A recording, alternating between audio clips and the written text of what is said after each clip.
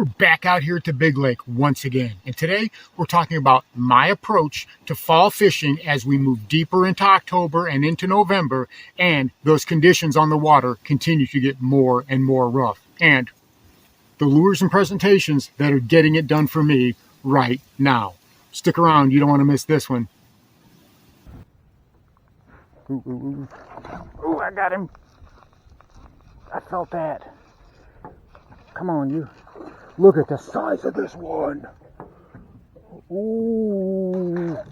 Peel that drag. This is a tank. This is the biggest one. This is the biggest one.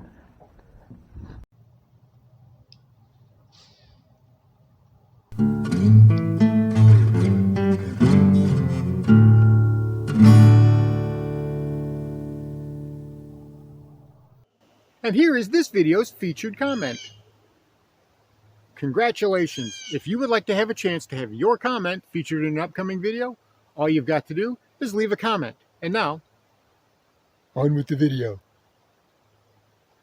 Welcome back to Lowbrow Fishing, and even here in South Mississippi, autumn has officially taken hold. Those temperatures have really begun to plummet. Our water temperatures have gone down, the air temperatures have gone down, and for a lot of days, well, it's just miserable outside, isn't it? We get a lot of wind, we've had a lot of rain, and it's really been no fun. Well, especially out on the water. Right now can be a grind if you don't know what to look for. But there is very good news.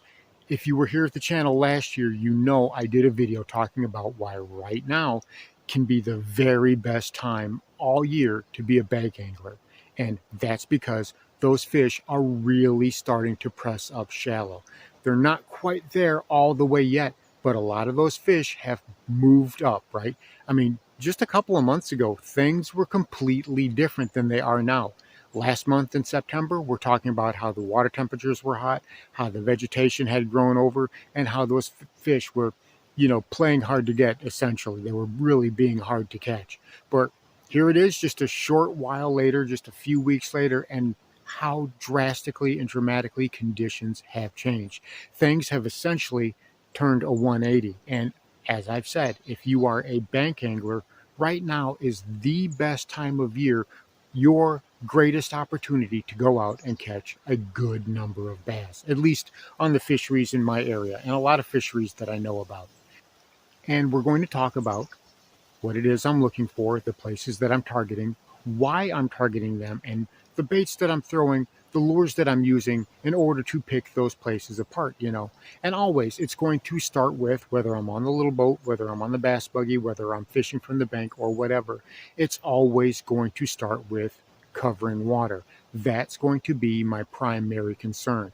If you don't have electronics, you're going to have to cover water. And you've got a couple of different options for doing that, especially this time of year. Lately, we've been working with topwater, but as that topwater bite becomes a little bit more difficult, especially on your windier days, right? On those colder days when those fish, they kind of just, they're kind of suspended and they're just a little bit sluggish. Well, that's when I'm pulling out something like this. Right here, we've got the good old spinnerbait, right? I mean, I've got a couple of double willow leaves on here. And, I could have probably gotten away with maybe some Colorado blades or, maybe some chrome blades. But again, I prefer to start out subtle and then work up from there. And this actually was working for me.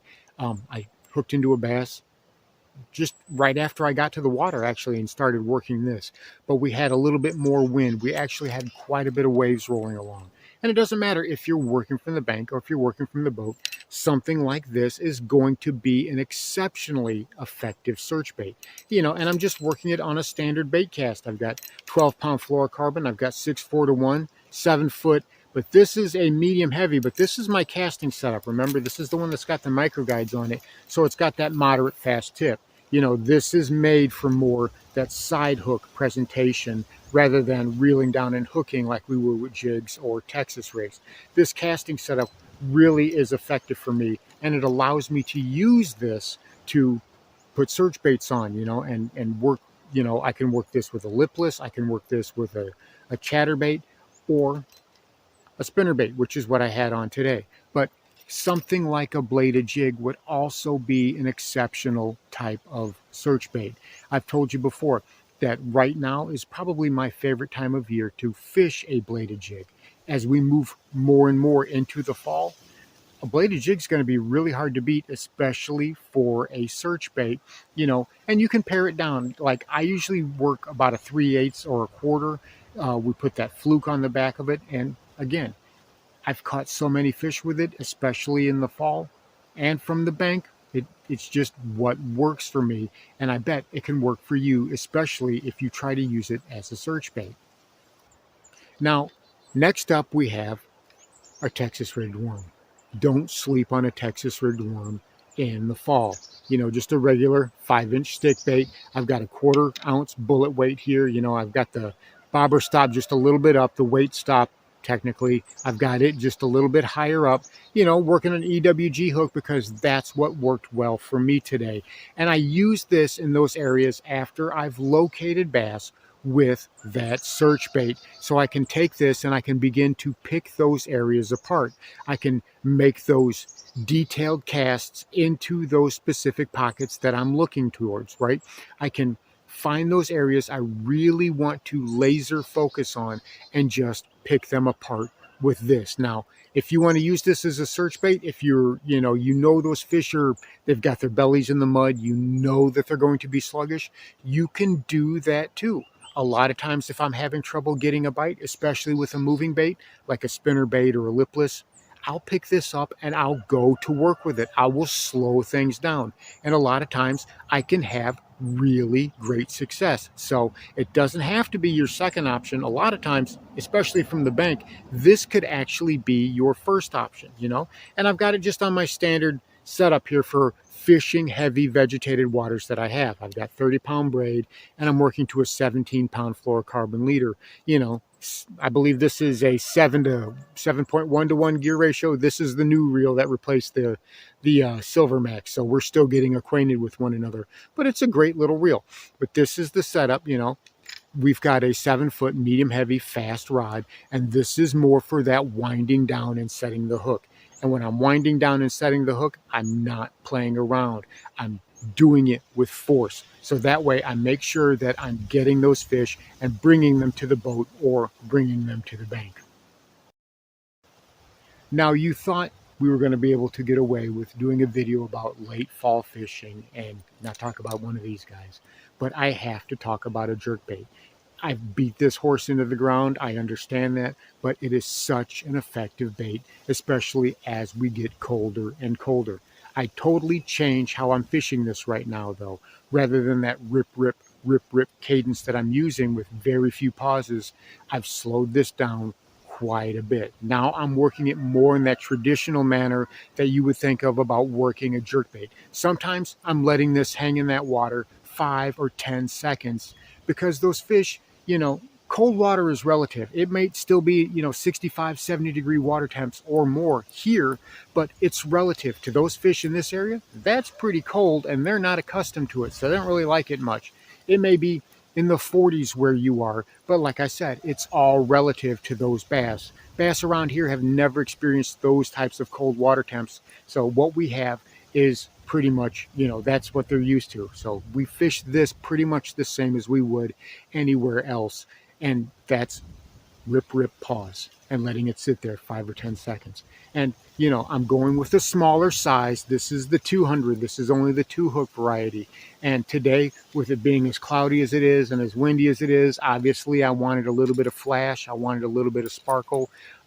Had we had a sunny day with calmer winds, I still would have fished this and I still would have used a slower cadence, but I would have went with something that is not so sparkly, not so flashy, maybe something that's got, more natural color to it, maybe something that's got a matte finish on it. I think that would have worked better. But, same thing I've always worked it on, 10-pound braid to a 6-pound fluorocarbon leader, and I'm working this on a 7-foot medium light. This is my finesse setup, and that's what works so well for me is I'm able to fish this with even and gentle hands, and I'm able to get that, that bait to really walk from side to side. And that's what we're looking for when we're fishing this. We want that bait to dart from side to side like an injured bait fish, like something that's been stunned, and then just hang there in the water and be an irresistible, tempting morsel for those bass to attack.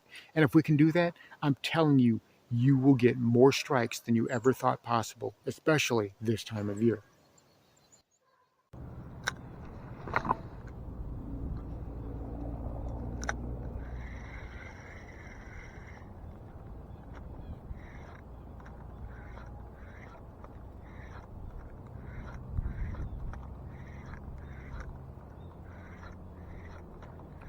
Whatever it is today, these fish just do not want it. Ooh, there we go, got him. Or is that gunk? That may be gunk. Nope, he pulled and then it's a crappie.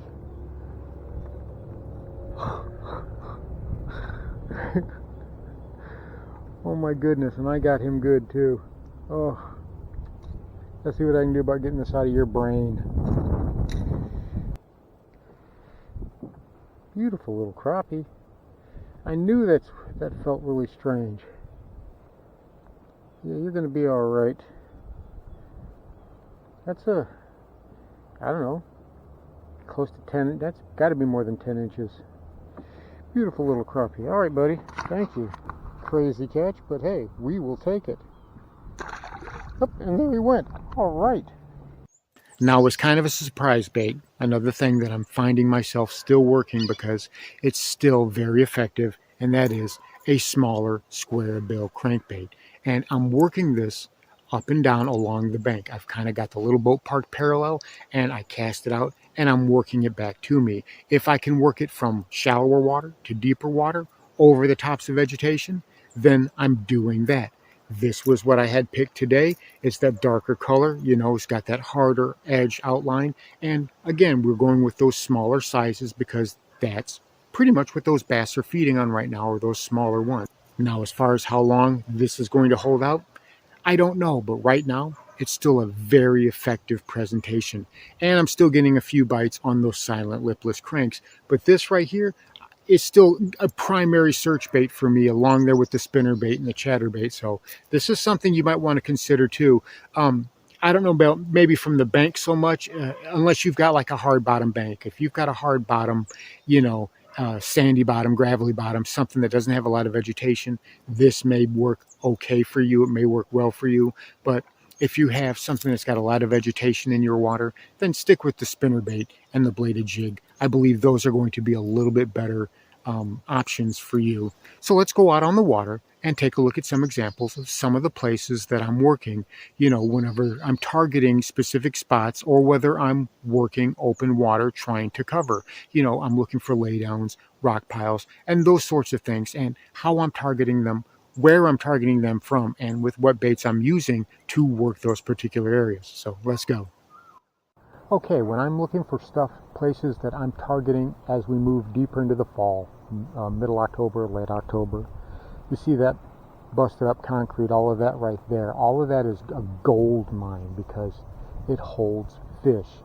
That warmth, as the sun radiates down on it, it radiates that warmth back into the water, and those fish are attracted to that. Same thing with that wooden wall down there. Any sort of thing like that where it can absorb sunlight, it will absorb that warmth. And you're also going to find that those fish, they're going to be coming up from the deeper water out there. That water is deep. That water is 25, 30 foot deep, and they're going to be pressing in more into the shallow water. And from the bank out, those are the types of lures that I'm using. This jerkbait is great. A square bill can be a great presentation. Anything that you can bring downhill to you, or even if you're working, from the bank, something that like a Texas rigged worm is going to be money right now. If you're working from the bank and you can drag it uphill toward that warmth pile, and that's all I'm doing is I'm casting to those targets like that, and I'm just working it. And I'll be using a square bill. I'll use a spinnerbait is another one, depending on how windy it is. Today was a good spinnerbait day. But all of that all of that, places like that. Those are going to be what I'm going to be targeting in the late fall. But in the summertime, you're looking for laydowns, you're looking for shade lines, you're looking for those places for the bass to get out of the sun. And right now you're looking for the opposite. You're looking for places that radiate warmth. As that water cools down, those bass are going to be looking for places where they can get warm and stay warm. And a good rock pile along the bank is an excellent place. A lay down, that wooden wall, all of those are excellent places, especially, since those bass are coming from out deep and they're pushing in and they're getting into the deeper parts of these creek arms, especially as the water cools off. So there you have it. My techniques and strategy for working the water as we progress deeper in the fall. The weather's only going to get worse. It's only going to get colder from here, even in South Mississippi. So we've got to be prepared for that, and we've got to adjust our tactics when we're out on the water accordingly. If you can do that, and you can change up not just the presentations you're using, but how you're offering them to those bass, you will find that you will be so much more successful every single time you go out on the water. Thanks for watching Lowbrow Fishing. We'll catch you in the next one.